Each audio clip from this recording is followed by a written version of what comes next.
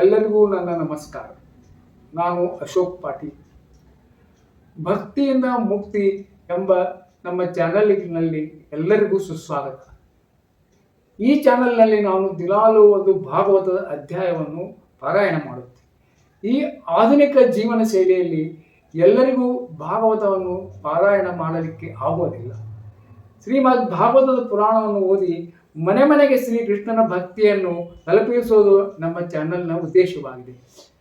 ಭಾಗವತ ಮಹಾತ್ಮೆ ಸ್ಕಂದ 1 ಹಾಗೂ ಸ್ಕಂದ 2 ಎಲ್ಲ ವಿಡಿಯೋಗಳನ್ನು ನಮ್ಮ ಚಾನಲ್ನ ಪ್ಲೇ ಲಿಸ್ಟ್ನಲ್ಲಿ ಹಾಕಿರುತ್ತೇನೆ.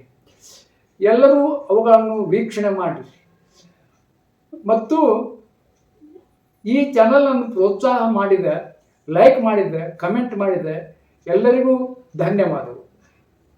ಹೀಗೆ ಮುಂದಿನ ನಮ್ಮ ಚಾನಲ್ಗಳನ್ನು ನೋಡಿ ಸಬ್ಸ್ಕ್ರೈಬ್ ಮಾಡಿರಿ, ಕಮೆಂಟ್ ಮಾಡಿರಿ, ಲೈಕ್ ಮಾಡಿರಿ. ಧನ್ಯವಾದಗಳು.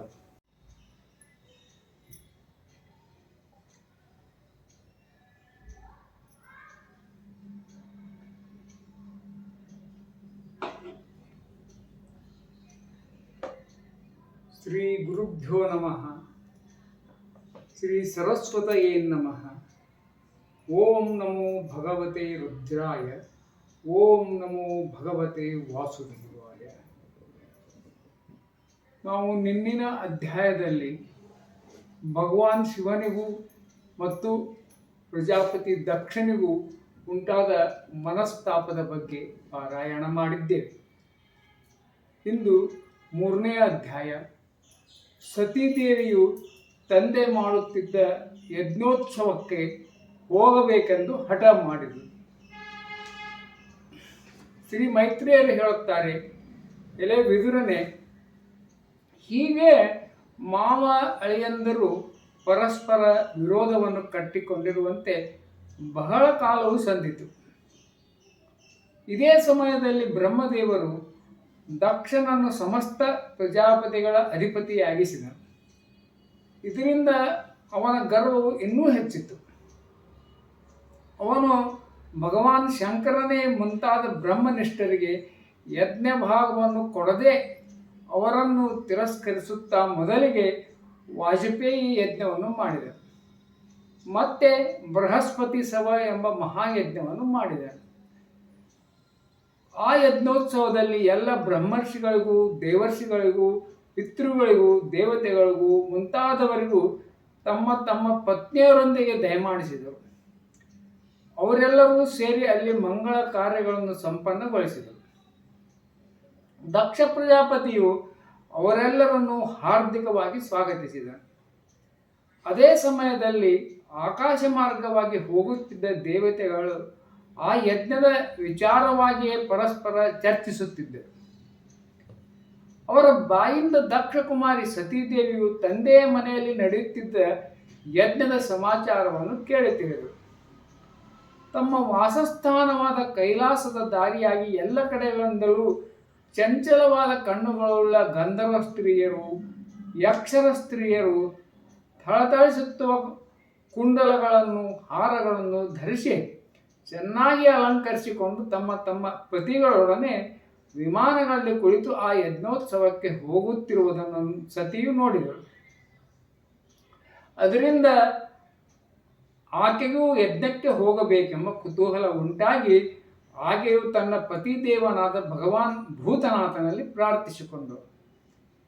ಸತೀದೇವಿ ಹೇಳಿದಳು, ಸ್ವಾಮಿ ವಾಮದೇವರೇ, ಈಗ ನಿಮ್ಮ ಮಾವನಾದ ದಕ್ಷ ಪ್ರಜಾಪತಿಯ ಮನೆಯಲ್ಲಿ ಭಾರೀ ದೊಡ್ಡ ಯಜ್ಞೋತ್ಸವವು ನಡೆಯುತ್ತಿದೆ ಎಂದು ತಿಳಿಯಿತು.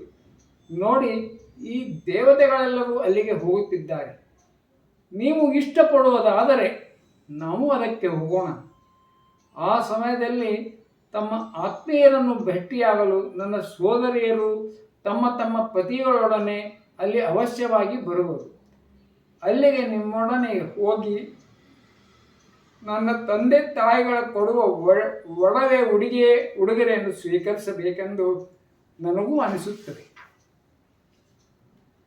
ಅಲ್ಲಿ ತಮ್ಮ ಪತಿಗಳಿಂದ ಸನ್ಮಾನಿತರಾಗುವ ನನ್ನ ಸೋದರಿಯರು, ಚಿಕ್ಕಮ್ಮ, ದೊಡ್ಡಮ್ಮಂದಿರು, ಸ್ನೇಹದಿಂದ ನೆನೆದ ಮನಸ್ಸುಳ್ಳ ನನ್ನ ತಾಯಿ ಇವರೆಲ್ಲರನ್ನು ನೋಡಬೇಕೆಂದು ನನ್ನ ಮನಸ್ಸು ಬಹಳ ದಿನಗಳಿಂದ ಹಂಬಲಿಸುತ್ತದೆ.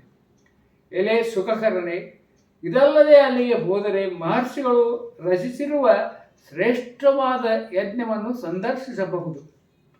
ಜನ್ಮರಹಿತರಾದ ಪ್ರಭುವೇ, ನೀವಾದರೂ ಜಗತ್ತಿನ ಉತ್ಪತ್ತಿಗೆ ಕಾರಣರಾದ ದೇವರು. ನಿಮ್ಮ ಮಾಯೆಯಿಂದ ರಚಿತವಾಗಿರುವ ಈ ತ್ರಿಗುಣಾತ್ಮಕವಾದ ಆಶ್ಚರ್ಯಮಯ ಜಗತ್ತು ನಿಮ್ಮಲ್ಲೇ ಪ್ರಕಾಶಿಸುತ್ತದೆ. ಆದರೆ ನಾನು ನಿಮ್ಮ ತತ್ವ ನರಿಯದ ಹೆಂಗಸು. ದೀನಳಾಗಿರುವ ನಾನು ಈಗ ನನ್ನ ಜನ್ಮಭೂಮಿಯನ್ನು ನೋಡಲು ತುಂಬ ಉತ್ಸುಕಳಾಗಿದ್ದೇನೆ. ಜನ್ಮಾದಿರಹಿತ ನೀಲಕಂಠ ಸ್ವಾಮಿಯೇ ಅಲ್ಲಿ ನೋಡಿ. ಆ ಹೆಂಗಸರಲ್ಲಿ ಅನೇಕರು ದಕ್ಷನೊಡನೆ ಯಾವ ಸಂಬಂಧವೂ ಇಲ್ಲ. ಆದರೂ ಅವರು ತಮ್ಮ ತಮ್ಮ ಪತಿಗಳೊಡನೆ ಗುಂಪಾಗಿ ಆ ಯಜ್ಞಕ್ಕೆ ಹೋಗುತ್ತಿದ್ದಾರೆ. ಅಲ್ಲಿ ಹೋಗುತ್ತಿರುವ ದೇವಾಂಗನೆಯರ ರಾಜಹಂಸ ಸದೃಶ್ಯವಾದ ಬಿಳಿಯ ವಿಮಾನಗಳಿಂದ ಆಕಾಶಮಂಡಲವು ಹೇಗೆ ಶೋಭಾಯಮಾನವಾಗಿದೆ. ಎಲೆ ಸುರಶ್ರೇಷ್ಠರೇ, ಇಂತಹ ಸ್ಥಿತಿಯಲ್ಲಿ ತಂದೆ ಮನೆಯಲ್ಲಿ ಉತ್ಸವ ನಡೆಯುವ ಸಮಾಚಾರವನ್ನು ಕೇಳಿ ಅವನ ಮಗಳು ಅಲ್ಲಿಗೆ ಹೋಗಿ ಯಜ್ಞದಲ್ಲಿ ಭಾಗವಹಿಸಬೇಕೆಂದು ಹಾತೊರೆಯದೆ ಇರುವುದೇ? ಪತಿ, ಗುರುಗಳು, ತಂದೆ ತಾಯಿಗಳು, ಗೆಳೆಯರು ಇವರ ಮನೆಗೆ ಕರೆಯಲು ಹೋಗಬಹುದಲ್ಲ. ಆದ್ದರಿಂದ ಪತಿದೇವ, ನನ್ನ ಮೇಲೆ ಪ್ರಸನ್ನರಾಗಿ ನನ್ನ ಈ ಬಯಕೆಯನ್ನು ಅವಶ್ಯವಾಗಿ ಈಡೇರಿಸಬೇಕು. ನೀವು ತುಂಬ ಕರುಣಾಮಯರು. ಅದರಿಂದಲೇ ಪರಮಜ್ಞಾನಿಗಳಿದ್ದರೂ ನಿಮ್ಮ ದೇಹದ ಅರ್ಧ ಭಾಗದಲ್ಲಿ ನನಗೆ ಸ್ಥಾನವನ್ನು ಕರುಣಿಸಿದ್ದೀರಿ. ಈ ಬೇಡಿಕೆಯನ್ನು ಗಮನಿಸಿ ನನ್ನನ್ನು ಅನುಗ್ರಹಿಸಿರಿ. ಶ್ರೀ ಮೈತ್ರೇಯರು ಹೇಳುತ್ತಾರೆ, ಪ್ರಿಯ ಸತಿದೇವಿಯು ಹೀಗೆ ಪ್ರಾರ್ಥಿಸಿದಾಗ ಸ್ನೇಹಿತರಿಗೂ ಆತ್ಮೀಯರಿಗೂ ಪ್ರಿಯನ್ನುಂಟು ಮಾಡುವ ಭಗವಾನ್ ಶಂಕರನಿಗೆ ದಕ್ಷ ಪ್ರಜಾಪತಿಯ ಸಮಸ್ತ ಪ್ರಜಾಪತಿಗಳ ಎದುರಿಗೆ ಹಿಂದೆ ಆಡಿದ ಆ ಮರ್ಮಭೇದಕವಾದ ದುರ್ವಚನ ರೂಪವಾದ ವಾಗ್ಬಾಣಗಳು ನೆನಪಾಗಿ ನಗುತ್ತಾ ಹೀಗೆಂದರು. ಶ್ರೀ ಭಗವಾನ್ ಶಂಕರನು ಹೇಳಿದನು, ಎಲೆ ಸುಂದರಿಯೇ, ಬಂಧುಗಳಿಗೆ ಮನೆಗೆ ಆಹ್ವಾನವಿಲ್ಲದೆಯೂ ಹೋಗಬಹುದು ಎಂದು ನೀನು ಹೇಳಿದ ಮಾತೇನೋ ಸಮಚೀನವಾಗಿದೆ. ಆದರೆ ಆ ಬಂಧುಗಳ ದೃಷ್ಟಿಯು ಅತಿ ಪ್ರಬಲವಾದ ದೇಹಾಭಿಮಾನದಿಂದ ಉಂಟಾದ ಮದ ಮತ್ತು ಕ್ರೋಧಗಳಿಂದ, ದ್ವೇಷ ಎಂಬ ದೋಷದಿಂದ ಕೂಡಿರದಿದ್ದರೆ ಮಾತ್ರ ಹಾಗೆ ಮಾಡಬೇಕು. ವಿದ್ಯೆ, ತಪಸ್ಸು, ಸಂಪತ್ತು, ಸುದೃಢ ಶರೀರ, ಯೌವನದ ವಯಸ್ಸು, ಉಚ್ಚವಾದ ಕುಲ ಇವು 6 ಸತ್ಪುರುಷರಲ್ಲಿ ಗುಣಗಳಾಗಿ ಶೋಭಿಸುವವು. ಆದರೆ ನೀಚನಾದ ಪುರುಷನಲ್ಲಿ ಅವೇ ಅವಗುಣಗಳಾಗಿ ಬಿಡುತ್ತವೆ. ಏಕೆಂದರೆ ಅದರಿಂದ ಅವನ ಗರ್ವವು ಹೆಚ್ಚುವುದು, ದೃಷ್ಟಿಯು ದೋಷಯುಕ್ತವಾಗುವುದು, ವಿವೇಕ ಶಕ್ತಿಯು ನಾಶವಾಗುವುದು. ಆದ್ದರಿಂದ ಅವರು ಮಹಾಪುರುಷರ ಪ್ರಭಾವವನ್ನು ನೋಡಲಾರರು. ಇದರಿಂದಲೇ ತಮ್ಮ ಬಳಿಗೆ ಬಂದ ಮನುಷ್ಯನನ್ನು ಕುಟಿಲ ಬುದ್ಧಿಯಿಂದ ಹುಬ್ಬು ಗಂಟು ಹಾಕಿಕೊಂಡು ಸಿಟ್ಟು ತುಂಬಿದ ದೃಷ್ಟಿಯಿಂದ ನೋಡುವಂಥ ಅವ್ಯವಸ್ಥಿತ ಚಿತ್ತರಾದ ಜನರ ಮನೆಗೆ ಇವರು ಎಷ್ಟಾದರೂ ನಮ್ಮ ಬಂಧುಗಳಲ್ಲವೇ ಎಂದು ತಿಳಿದು ಎಂದಿಗೂ ಹೋಗಬಾರದು. ದೇವಿ, ಕುಟಿಲ ಬುದ್ಧಿಗಳ ಬಂಧುಗಳ ಕುಟಿಲವಾದ ಚುಚ್ಚು ಮಾತುಗಳಿಂದ ಉಂಟಾಗುವಷ್ಟು ನೋವು ಶತ್ರುಗಳ ಬಾಣಗಳು ಚುಚ್ಚಿದರೂ ಆಗುವುದಿಲ್ಲ. ಬಾಣಗಳು ಚುಚ್ಚಿದ ನೋವನ್ನಾದರೂ ಸಹಿಸಿಕೊಂಡು ನಿದ್ದೆ ಮಾಡಬಹುದು. ಆದರೆ ಕೆಟ್ಟ ಮಾತುಗಳು ಮರ್ಮಸ್ಥಾನಗಳನ್ನು ಭೇದಿಸಿದರೆ ಹಗಲು ರಾತ್ರಿ ಮಾನಸಿಕ ಪೀಡೆಯಿಂದ ನರಳುತ್ತಿರಬೇಕಾಗುವುದು. ಸುಂದರಿ, ಪರಮೋನ್ನತಿಯನ್ನು ಪಡೆದಿರುವ ಆ ದಕ್ಷ ಪ್ರಜಾಪತಿಗೆ ಆತನ ಪುತ್ರಿಯರಲ್ಲಿಯೇ ನೀನು ಅತ್ಯಂತ ಪ್ರೀತಿ ಪಾತ್ರಳಾಗಿರುವೆ ಎಂಬುದನ್ನು ನಾನು ಬಲ್ಲೆನು. ಆದರೂ ನೀನು ನನ್ನನ್ನು ಆಶ್ರಯಿಸಿರುವುದರಿಂದ ನಿನಗೆ ತಂದೆಯ ಮನ್ನಣೆ ಸಿಗಲಾರದು. ಏಕೆಂದರೆ ಆತನಿಗೆ ನನ್ನಲ್ಲಿ ಮಿತಿಮೀರಿದ ಕಿಚ್ಚಿದೆ. ಅಹಂಕಾರಾದಿ ದೋಷರಹಿತರಾಗಿ ಪ್ರಕೃತಿ ಪುರುಷಾದಿ ತತ್ವಗಳ ಯಥಾರ್ಥ ಜ್ಞಾನವನ್ನು ತಿಳಿದಿರುವ ಸತ್ಪುರುಷರ ಸಮೃದ್ಧತೆಯನ್ನು ಕಂಡು ಕರಗುತ್ತಾ ಮನಸ್ಸು ಮತ್ತು ಇಂದ್ರಿಯಗಳಲ್ಲಿ ಸಂಕಟ ಪಡುವ ಕುಪುರುಷನಿಗೆ ಆ ಸತ್ಪುರುಷರ ಪದವಿಯಂತೂ ಸಿಗುವುದಿಲ್ಲ. ಆದರೆ ದೈತ್ಯಗಣಗಳು ಶ್ರೀಹರಿಯ ಮೇಲೆ ದ್ವೇಷವನ್ನು ಕಾರುವಂತೆ ಅವನು ಆ ಸತ್ಪುರುಷರ ಮೇಲೆ ದ್ವೇಷವನ್ನು ಕಾರುತ್ತಾ ಕೊರಗುತ್ತಿದ್ದಾನೆ ಅಷ್ಟೇ. ಸುಂದರಾಂಗಿಯೇ, ನೀನು ಪ್ರಜಾಪತಿಗಳ ಸಭೆಯಲ್ಲಿ ನಮ್ಮ ತಂದೆಯನ್ನು ಏಕೆ ಆಧರಿಸಲಿಲ್ಲ ಎಂದು ನೀನು ನನ್ನನ್ನು ಕೇಳಬಹುದು. ಲೋಕ ವ್ಯವಹಾರದಲ್ಲಿ ಪರಸ್ಪರವಾಗಿ ಮುಂದೆ ಹೋಗಿ ವಿನಯ ತೋರುವುದು, ನಮಸ್ಕಾರ ಮಾಡುವುದು ಮುಂತಾದ ಕ್ರಿಯೆಗಳಿಂದ ಗೌರವವನ್ನು ಸೂಚಿಸಿದರಲ್ಲವೇ ತತ್ವಜ್ಞಾನಿಗಳನ್ನು ಅದನ್ನೇ ಅತ್ಯುತ್ತಮ ರೀತಿಯಲ್ಲಿ ಮಾಡುತ್ತಾರೆ. ಅವರು ಆ ನಮಸ್ಕಾರಾದಿಗಳನ್ನು ಅಂತರ್ಯಾಮಿ ರೂಪದಲ್ಲಿ ಹೃದಯ ಗುಹೆಯಲ್ಲಿರುವ ಶ್ರೀ ವಾಸುದೇವನಿಗೆ ಮನಸ್ಸಿನಲ್ಲಿ ಸಮರ್ಪಿಸುತ್ತಾರೆ. ದೇಹಾಭಿಮಾನಿಯಾದ ಪುರುಷನಿಗೆ ಸಲ್ಲಿಸುವುದಿಲ್ಲ. ಪರಿಶುದ್ಧವಾದ ಸತ್ವ ಅಂತಃಕರಣದ ಹೆಸರು ವಸುದೇವ ಎಂದಾಗಿದೆ. ಏಕೆಂದರೆ ಅದರಲ್ಲಿಯೇ ಭಗವಂತನಾದ ಶ್ರೀ ವಾಸುದೇವನು ಪ್ರತ್ಯಕ್ಷವಾಗಿ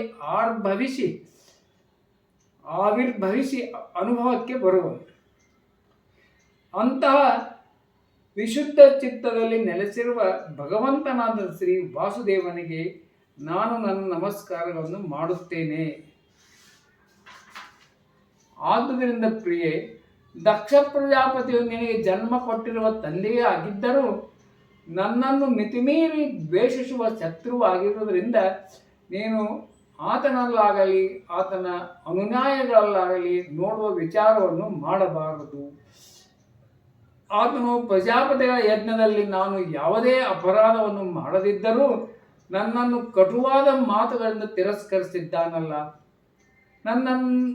ನನ್ನ ಮಾತನ್ನು ಮೀರಿ ನೀನು ಅಲ್ಲಿಗೆ ಹೋದರೆ ನಿನಗೆ ಖಂಡಿತವಾಗಿ ಒಳ್ಳೆಯದಾಗದು. ಏಕೆಂದರೆ ಲೋಕದಲ್ಲಿ ಗೌರವಾನ್ವಿತ ಮನುಷ್ಯನಿಗೆ ಸ್ವಜನರಿಂದ ಏನಾದರೂ ಅಪಮಾನ ಒದಗಿದರೆ ಅದು ಒಡನೆ ಅವನ ಮೃತ್ಯುವಿಗೆ ಕಾರಣವಾಗುವುದು. 3ನೇ ಅಧ್ಯಾಯ ಮುಗಿಯಿತು. ಇತಿ ಶ್ರೀಮದ್ ಭಾಗವತ ಮಹಾಪುರಾಣೇ ಪರಮಹಂಸ ಸಂಹಿತಾಯ ಚತುರ್ಥ ಸ್ಕಂದೆ ಕುಮಾರುದ್ರ ಸಂವಾದೆ ತೃತೀಯೋಧ್ಯಾಯ. ಈ ವಿಡಿಯೋವನ್ನು ಕೊನೆ ತನಕ ನೋಡಿದ್ದಕ್ಕೆ ಧನ್ಯವಾದಗಳು. ಹೀಗೆ ನಮ್ಮ ವಿಡಿಯೋಗಳನ್ನು ವೀಕ್ಷಿಸಿರಿ. ಕಮೆಂಟ್ ಬಾಕ್ಸ್ನಲ್ಲಿ ಹರೇ ಕೃಷ್ಣ ಅಥವಾ ರಾಧೆ ರಾಧೆ ಅಂತ ಕಮೆಂಟ್ ಮಾಡಿರಿ. ಧನ್ಯವಾದಗಳು.